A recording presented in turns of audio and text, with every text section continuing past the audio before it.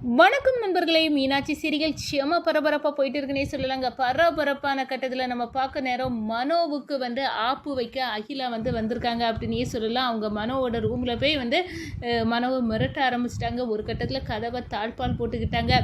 இந்த சைடு பார்த்தோன்னா அது உங்கள் அண்ணனுக்கு என்ன கோபம்னு தெரியல ஜீவா. அவர் கதவை பூட்டிகிட்டு இருக்காரு, பயமாக இருக்குது, கதவை இப்போ உடைச்சாது காப்பாற்றுங்க அப்படின்னு கதவை உடைக்கிறாங்க. ஒரு கட்டத்தில் அகிலாவோட மனோ கையும் களவுமா சிக்கிக்கிட்டாங்கன்னு சொல்லலாம். அதை பற்றி தாங்க இந்த வீடியோக்குள்ளே பார்க்க போகிறோம். அதுக்கு முன்னாடி சேனலுக்கு லைக் அண்ட் சப்ஸ்கிரைப் பண்ணுங்கள் ஃப்ரெண்ட்ஸ். பக்கத்தில் இருக்க பெல் ஐகானையும் கிளிக் பண்ணுங்கள். அப்போ தான் நான் போடுற ஒவ்வொரு வீடியோவும் நோட்டிஃபிகேஷனாக உங்களுக்கு கிடைக்கும். வாங்க ஃப்ரெண்ட்ஸ், வீடியோக்குள்ளே போகலாம். ஃபஸ்ட்டு எடுத்த உடனே பார்த்தோன்னா சும்மா அதிரடியான பரபரப்பு கட்டம்னு சொல்லலாங்க. பரபரப்பான கட்டத்தில் நம்ம அப்பத்தா சாந்தி முகூர்த்தம் நம்ம ஜீவாவுக்கும் மீனாட்சிக்கும் நடக்கவே நடக்கக்கூடாது அப்படின்னு அந்த இடத்துல சொல்லுறாங்க. ஒரு கட்டத்தில் பார்த்தோன்னா உங்களை மீறி உங்கள்கிட்ட நாங்கள் சொல்லாமல் முடிவெடுத்தது தப்பு தான், எங்களை மன்னிச்சிடுங்க அப்படின்னு மொத்த குடும்பமும் சொல்கிறாங்க. நம்ம மீனாட்சி உங்கள் பேரை ஆசைப்பட்டாலும் இதில் எல்லாம் எனக்கு விருப்பமே கிடையாது அப்படின்னு அந்த இடத்துல சொல்லிடுறாங்கன்னு சொல்லலாம். இந்த சைடு பார்த்தோன்னா வாசுதேவனுக்கு கால் பண்ணி ஒரு அசம்பாவிதம் நடக்க இருந்து நல்ல காலம் நாங்கள் தடுத்துட்டோம் அப்படின்னு அந்த இடத்துல சொல்கிறாங்க.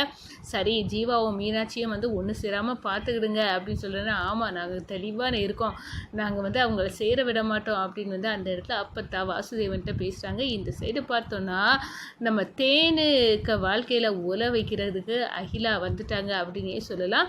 அகிலா வாசல்லே ஆட்டோயில் நின்றுக்கிட்டு நம்ம மனோவுக்கு குடைச்சல் கொடுக்குறாங்க. ஒரு கட்டத்தில் பார்த்தோன்னா யாருக்கு ஃபோனோ அடிக்குதுங்க, நீங்கள் போய் எடுத்து பேசுங்க அப்படின்னு நம்ம தேனு சொல்லிட வேண்டாம் அப்படின்னு இருக்கிறாங்க. இந்த அகிலா கடக்கவே மாட்டா. எதுக்கு தான் இப்படி டார்ச்சர் பண்ணுறாளோ, அவள் கண்ணு என் கண்ணில் பட்டுட்டா தேனு மட்டும் அவளை பார்த்துட்டுனா என்ன நடக்கும் அப்படின்னு அந்த இடத்துல பயந்துருக்காங்க. அவங்க பயந்தது மாதிரியே அகிலா ஒரு கட்டத்தில் பார்த்தோன்னா தேனு இல்லாத நேரம் பார்த்து நேராக நம்ம தேனு மனோ ரூமுக்குள்ளே போய் கதவை பூட்டிடுறாங்க. உள்ளுக்கு நம்ம மனோ இருக்காங்க. அவங்கள பார்த்து உன்னை தனியாக பார்க்கறதுக்கு எவ்வளோ நாள் ஆயிடுச்சு, உன்னை உன்னை விட மாட்டேன், அந்த தேனுக்கு விட்டு கொடுக்கறதுக்காக இருக்கேன், என்னை பொறுத்தவரை நீ தாண்டா எனக்கு புருஷன் அப்படின்னு அந்த இடத்துல சொல்கிறாங்க. என்ன கண்மணி பாப்பா, என்ன எல்லாமே உனக்கு மறந்து போச்சா என்ன, விட மாட்டேன், நீ தான் எங்களுக்கு வாழ்க்கை எனக்கு தரணும், நீ தான் என்னை பொறுத்தவரையில் புருஷன், உன்னையாக தான் நான் நினச்சிட்டு இருக்கேன்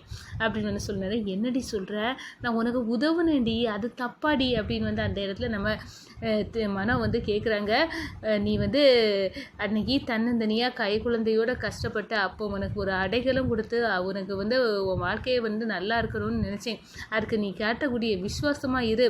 இப்போ எனக்கு கல்யாணம் ஆகிட்டு என் மனைவி தேனு, அவள் பார்த்தா இப்போ என்ன பிரச்சனை நடக்கும் உனக்கு தெரியுமா, அதெல்லாம் கடக்கட்டு ஓரமா, என்னை பொறுத்தவரையில் நீ தாண்டா புருஷா அப்படின்னு அதிகார தோன்றனையில் அகிலா நம்ம மனோ ரூமுக்குள்ளே புகுந்து மனோவையே ஆட்டை போட நிற்கிறாங்க.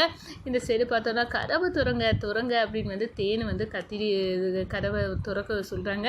ஒரு கட்டத்தில் உங்கள் அண்ணனுக்கு என்னதான் பிரச்சனையும் தெரியலை, ஒரு பிரச்சனையும் கிடையாது, ஏனோ கோபிச்சுக்கிட்டு கதவை பூட்டிகிட்டு இருக்காரு ஜீவா, எனக்கு பயமாக இருக்குது, நீனாவது கதவை அடித்து உடச்சி உங்கள் அண்ணனை காப்பாற்று அப்படின்னு அந்த இடத்துல சொல்ல நேரம் வேறு வழியே இல்லை.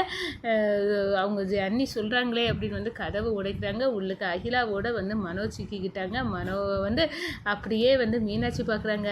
மாமா என்ன மாமா, இவங்க யார், இவங்க எதுக்காக இப்போ உங்கள் ரூமுக்குள்ளே கதவை பூட்டிட்டு இருக்கணும் அப்படின்னு சொல்லணும். அதுதான் கேளு, வேறு யார், நான் தான் அவருக்கு பொண்டாட்டி, நான் இருக்க நேரம் உங்கள் அக்காவை கல்யாணம் பண்ணது தப்பு தான் அப்படின்னு அந்த இடத்துல சொல்கிறாங்க.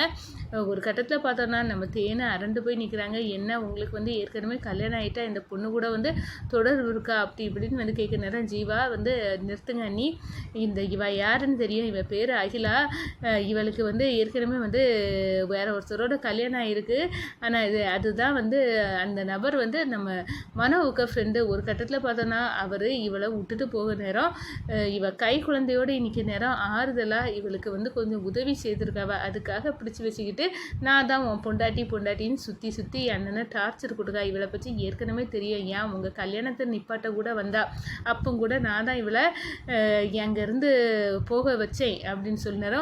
நீ சொல்லுதெல்லாம் உண்மையா?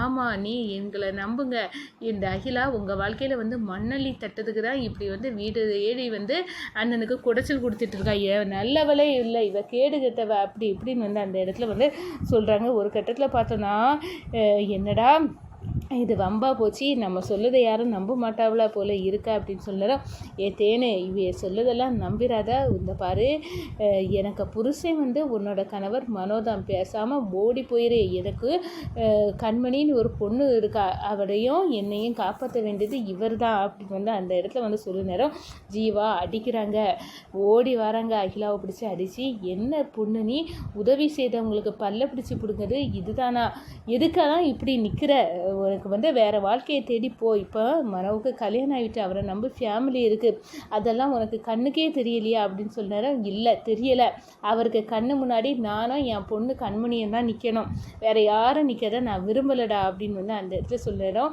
விடமாட்டேன் அப்படின்னு வந்து அந்த இடத்துல கொந்தளிக்கிறாங்க ஒரு கட்டத்தில். அப்போ வீட்டை விட்டு போடி அப்படின்னு வந்து அந்த இடத்துல அகிலாவை விரட்டி அடிக்கிறாங்க.